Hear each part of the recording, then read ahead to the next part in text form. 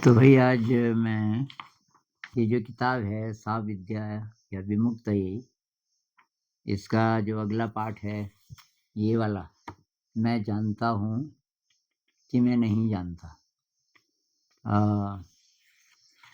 इसमें से कुछ पढ़ूंगा। आप पूरी बात तो तभी समझ आएगी जब आप ये पूरी किताब पढ़ेंगे, पर मैं इसका थोड़ा फ्लेवर आपको देना चाहता हूँ। तो इस पाठ में एक तो ब्रेन और माइंड के बारे में चर्चा है। ब्रेन का मतलब है जिसमें ये 80 बिलियन कितने न्यूरॉन्स हैं उससे जो बना हुआ, ये माना गया कि ये रिसीवर है। ये रिसीवर है, ये सारा संचालन करता है शरीर का, लेकिन इसका मालिक माइंड है। और माइंड का मतलब कोई इन्फिनिट सोर्स ऑफ इंटेलिजेंस, जिस तक हम पहुंच सकते हैं ध्यान में। जो कॉन्शियस माइंड, कॉन्शियस ब्रेन जब चुप हो जाता है उस समय उसकी झलक मिल सकती है। तो इसमें पहले तो इसके बारे में है कि ये शिक्षा के भी बारे में साविद्या या विमुक्त है कि बच्चे को कैसा-कैसा माहौल चाहिए बचपन से लेकर और 17-18 साल तक, जब तक वो वयस्क नहीं हो जाता। अगर ऐसा माहौल मिले तो अपने आप ही उसके अंदर बहुत गहरे प्रश्न पैदा होंगे और उसकी अनंत की यात्रा शुरू हो सकती है। मतलब बियॉन्ड द ब्रेन, वो माइंड की तरफ जा सकता है, जिसको हम अध्यात्म कहते हैं कि अंतिम लक्ष्य ये है साविद्या या विमुक्तये। विद्या वो है जो हमें ये जितने प्रकार की लिमिटेशंस हैं इनसे मुक्त करे और हम इनके पार जा सकें। हम जो एक्चुअली हैं अनंत, उस अनंत को हम छू सकें। तो क्या करना पड़ेगा? तो इसमें अलग-अलग स्टेजेस का वर्णन किया गया है।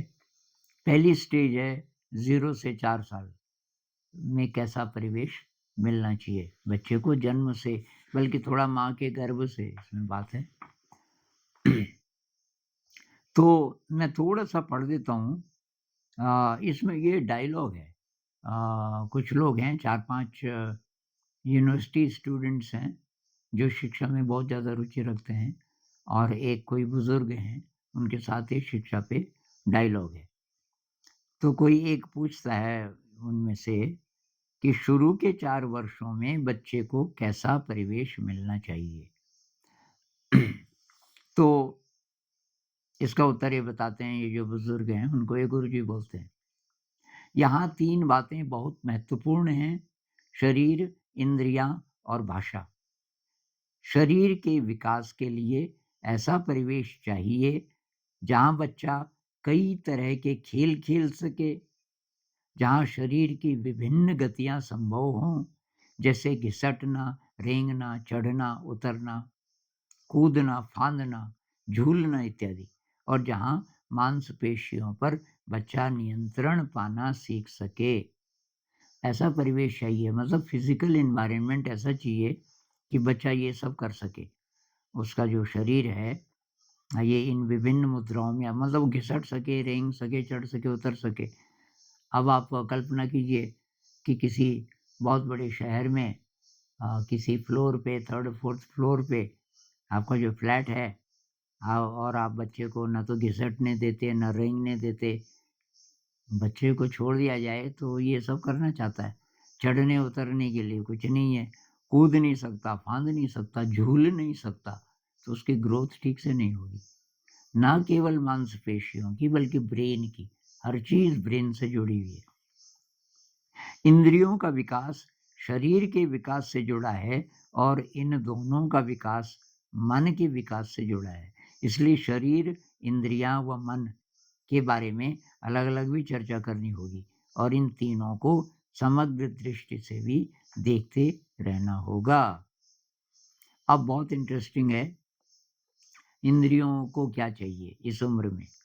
इंद्रियों के विकास के लिए प्राकृतिक परिवेश चाहिए। बच्चे को दीवारों में बंद जगहें नहीं चाहिए। सीमेंट में दबी धरती नहीं चाहिए, मशीनें नहीं चाहिए, उसे तो अनंत आकाश चाहिए, खुले क्षितिज चाहिए, सूरज चांद तारे चाहिए, पशु पक्षी चाहिए, हवा का स्पर्श चाहिए, नदियों की गुनगुनाहट चाहिए, घने जंगल और लहलहाते खेत चाहिए। उसे ऐसा परिवेश चाहिए जहां आंखें प्रकृति के असंख्य रंगों व आकृतियों को देख सकें, प्रकृति के प्रवाह को देख सकें, निकट व दूर की चीजों को देख सकें, प्रकृति के सॉरी उथलापन व गहरापन देख सकें, बदलते मौसम देख सकें, वनस्पति व पशुओं को बढ़ते देख सकें तथा मनुष्य व प्रकृति के बीच के रिश्तों व गतिविधियों को देख सकें। ऐसा परिवेश होगा तो बच्चा प्राकृतिक आवाजों को सुनना चाहेगा, सुन सकेगा। बादलों की गड़गड़ाहट, वर्षा की बौछार का शोर, हवा की सनसनाहट, पक्षियों का कलरव, पशुओं की आवाजें, कीट पतंगों का तालबद्ध संगीत, वादियों में आवाजों की गूंज, गर्मियों की दोपहर का सन्नाटा व वर्षा के बाद पेड़ों से टपकती बूंदों की आवाजें बच्चे के लिए बहुत महत्वपूर्ण है। ऐसा परिवेश चाहिए। इसको आप दोबारा सुन लेना। तो ऐसा अगर परिवेश मिलेगा तो सभी इंद्रियों के समुचित विकास में सहायक होगा। विभिन्न गंधों, प्राकृतिक स्वादों व कई तरह के स्पर्श की संवेदनाओं से बच्चे का परिचय होगा। हजारों तरह की फसलों, पेड़ों, घासों, झाड़ियों, फूलों, फलों की गंध, फालतू पालतू व वन्य जीवों के शरीर की गंध, कीट पतंगों की गंध, मिट्टी पत्थर बालू की गंध, वर्षा की गंध, हल से खुदती जमीन की गंध, कूटे पीसे जाते हुए अनाजों की गंध, कई तरह की लकड़ियों की गंध व कई तरह के अन्य प्राकृतिक पदार्थों की गंध से बच्चे का परिचय होना बहुत महत्वपूर्ण है। इसी प्रकार से प्रकृति की असंख्य वस्तुओं का स्पर्श, पानी, हवा, रेत का स्पर्श, जीवधारियों का स्पर्श व वनस्पतियों का स्पर्श महत्वपूर्ण है। तो ऐसी दुनिया चाहिए। इसमें भाई कुछ तो मुझे मदद मिली मेरी ही बैकग्राउंड से। मेरा बचपन ऐसा रहा क्योंकि मैं लकीली गांव में पैदा हुआ। ऐसा गांव जहां बिजली नहीं थी, सड़क नहीं थी, एकदम रिमोट, कोई मशीन नहीं थी। और एक किताब द मैजिकल चाइल्ड मैच्योर्स, उस किताब के राइटर ने फिर ऐसी ऐसी बातें की, उससे मुझे और भी ज़्यादा पक्का हो गया कि मैं सही सोच रहा हूँ। तो ये तो हुआ प्राकृतिक परिवेश। बच्चे को ऐसा प्राकृतिक परिवेश चाहिए जिसमें उसकी मांसपेशियों का विकास हो सके, वो कूद सके, फांद सके, जंप कर सके, वगैरह वगैरह, जितनी मुद्राएं हैं शरीर की लुढ़क सके, घिसट सके इत्यादि। और उसकी जो पांचों इंद्रियां हैं उनसे जुड़ी चीजें, तो प्रकृति हो, वनस्पति हो, तरह तरह के कीट पतंग हो और जानवर हो बहुत प्रकार के, तो सारी हमारी जो इंद्रियां हैं उनको नरिशमेंट मिलेगा, उनके विकास में ये सब हेल्प करेगा। लेकिन इतना काफी नहीं है, मनुष्य का समाज भी चाहिए उसको। और कैसा समाज चाहिए?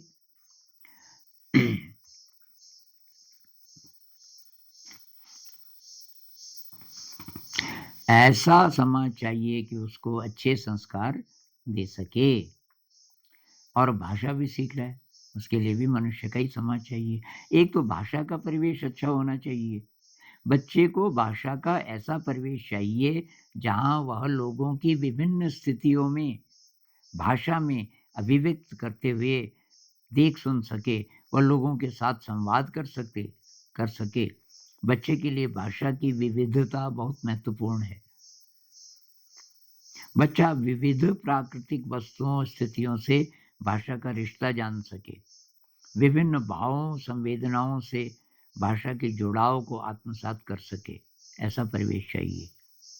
जहाँ लोगों के जीवन में भाषा न केवल ज्ञान का भंडार और संवाद का माध्यम हो, बल्कि भावनाओं, रसों, बिंबों की अभिव्यक्ति भी हो, ऐसा परिवेश चाहिए।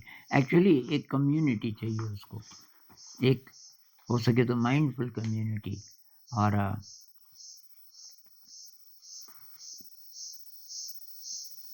तो ये है। अब आप बहुत सारे लोग निराश हो सकते हैं जिनके बच्चे हैं, भाई ऐसा परिवेश कहाँ से लाएं? हम अकेले हैं, अकेला परिवार है, पति पत्नी है और बच्चा है, हो सकता है कोई और भी हो देखभाल करने वाला, और महानगर में हैं, कोई कम्युनिटी नहीं है, कोई प्रकृति नहीं है। इसमें शुरू में बोला गया है बच्चे को सीमेंट में दबी हुई धरती नहीं चाहिए, लेकिन शहर में तो हर जगह वही है, बाहर निकलो तो सड़क वही है, कमरे में जाओ तो भी वही है, तो क्या करें? तो भाई वहाँ आपको एक तो प्रकृति को, नेचर को क्रिएट कीजिए। कैसे? इसमें है सुझाव। तो कुछ गमलों में कुछ उगा सकते हो आप। आपके पास छोटा सा फ्लैट है, एक छोटा सा बरामदा है, उस बरामदे में कुछ घंटे धूप आती है किसी खास इलाके में, जहाँ जहाँ धूप आती है 2-3 गमले रखने की जगह है, इतना भी बहुत है। ऊपर ही कहीं रस्सी बांध दीजिए तो गमले में आप बेल भी लगा सकते हो। कोई बेल लगाई आपने और उसको कुछ सपोर्ट दिया चढ़ने के लिए, ऊपर रस्सी है उसके फैलने के लिए, या वो नहीं भी है तो फूल लगा सकते हो गमलों में। फिर वो फूलों को देख के तितलियाँ आएंगी, भंवरा आएगा। एक तो ये कर सकते हो आप। थोड़ा रेत रख सकते हो छोटे बच्चे के लिए। प्लास्टिक के टब आते हैं बड़े बड़े आजकल, एक तालाब जैसा भी होता है, एक एक कोना बच्चे का होना चाहिए भाई। वहाँ पे अब आप बोलोगे इतनी जगह तो इसी ने घेर दी, वहाँ नीचे मत बिछाइए कुछ दरी दुरी, क्योंकि वो गीला करेगा। उसमें पानी डाल दीजिए उस तालाब में, प्लास्टिक का तालाब, उसमें बच्चे को चप चप करने दीजिए और कुछ रेत रखिए। तो आप इस तरह से सोचोगे तो आप खुद ही काफ़ी चीज़ें आप जुटा लोगे बच्चे के लिए। अब मनुष्य का समाज कहाँ से लाएँ? आप तो 2 ही हो। भई आप तरह-तरह की भाषाओं से जुड़ी हुई चीज़ें कीजिए, जैसे संगीत गाइए, उसको कविताएँ सुनाइए, उसको कहानियाँ सुनाइए और नाटक कीजिए, आप तीनों मिलके, पति-पत्नी। अब मान लीजिए कि 2 बच्चे हैं, एक है 7 साल की बेटी, एक है 4 साल का बेटा या 3 साल का, कुछ नाटक टाइप का, उसमें अलग-अलग प्रकार की भाषा आएगी। तो कहानी, नाटक, खेल, इससे आप अ, भरपाई कीजिए उसकी, अच्छा समाज और अच्छी प्रकृति थोड़ा क्रिएट कीजिए। इसमें बहुत सारे ऐसे सुझाव हैं। ये संगीत कहाँ से लाएँ? चिड़ियों का चहचहाना और ये कीट-पतंगों का की आवाज़ें आप रिकॉर्ड कर लीजिए। कभी जब आप जाते होंगे बाहर पिकनिक पे किसी जगह, जैसे मान लीजिए आप यहाँ आ गए ऐसी किसी जगह, यहाँ बहुत आवाज़ें हैं, उनको रिकॉर्ड कर दीजिए। आजकल तो ये बहुत बढ़िया रिकॉर्डिंग सिस्टम है। आपका जो मोबाइल है, थोड़ा जंगल में चले जाइए, चुपचाप बैठ जाइए, उसको ऑन कर दीजिए, वो सारी आवाज़ें पकड़ लेगा। करीब 10 मिनट 15 मिनट की रिकॉर्डिंग, आप उसको प्ले कीजिए और अ, कोई स्पीकर अच्छा सा अ, उसको लगा दीजिए, उसकी आवाज़ जितनी आप चाहते हो उसका वॉल्यूम, और रात की आवाज़ें, अब लाइट्स बुझा दीजिए और बच्चे को बोलिए कि अब रात हो गई। अ, चाहे वो दिन का ही समय हो, पर अंदर तो थोड़ा अंधेरा करके ये देखो रात की आवाज़ें, और टेप वो लगा दीजिए आपका, आपने जो रिकॉर्ड किया। तो आपकी भी क्रिएटिविटी बढ़ेगी और ये बच्चे को नरिशमेंट मिलेगा। तो आप कुछ कीजिए, फिर इस पे और बात करेंगे। और थोड़ा मुझे भी आप फीडबैक दे सकते हो। अगर आप कोई नए प्रयोग कर रहे हो, मैं औरों को भी तब बता सकता हूँ कि आपने ऐसा किया। संगीत, संगीत, डांस, ये जो हम पहले से जानते हैं, संगीत है, डांस है, ये सारी चीज़ें। नमस्कार।